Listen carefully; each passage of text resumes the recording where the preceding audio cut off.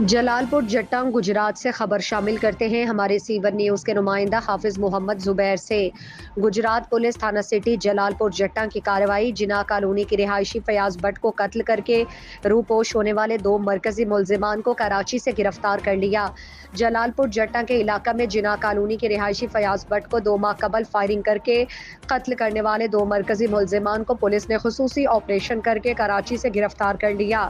D P او گجرات احمد نواز شاہ نے ملزمان کی گرفتاری کے لیے ڈی ایس پی صدر سرکل ملک عدنان احمد کی زیر نگرانی ایس ایچ او تھانہ سٹی جلال پور جٹاں اختر حسین اور دیگر پولیس افسران پر مشتمل خصوصی ٹیم تشکیل دی، جنہوں نے پیشہ ورانہ مہارت اور انتہائی محنت سے ملزمان کو ٹریس کر لیا، جو قتل کی واردات کے بعد روپوش ہو کر کراچی فرار ہو چکے تھے۔ ملزمان کو پولیس ٹیم نے چھاپہ مار کر کراچی سے گرفتار کر لیا۔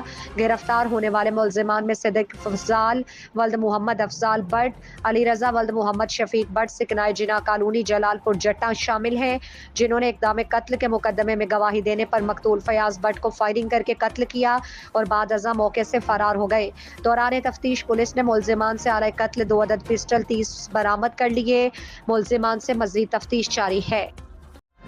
گجرات پولیس کا منشیات فروشوں کے خلاف آپریشن۔ ڈی پی او گجرات احمد نواز شاہ کی ہدایات پر پولیس کا ضلع بھر میں ناجائز منشیات فروشوں کے خلاف گرینڈ آپریشن جاری۔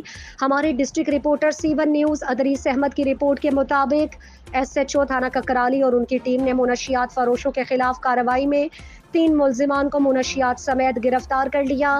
گرفتار ملزمان میں عرفان علی ساکن لارا موسیٰ سے 660 گرام چرس، سجاد احمد ساکن ہنس سے 560 گرام چرس، عمیر اصغر ساکن ہنس سے 1410 گرام چرس برآمد ہوئی ہے، اور گرفتار ملزمان کے خلاف الگ الگ مقدمات درج کر کے مزید تفتیش کا آغاز کر دیا گیا ہے۔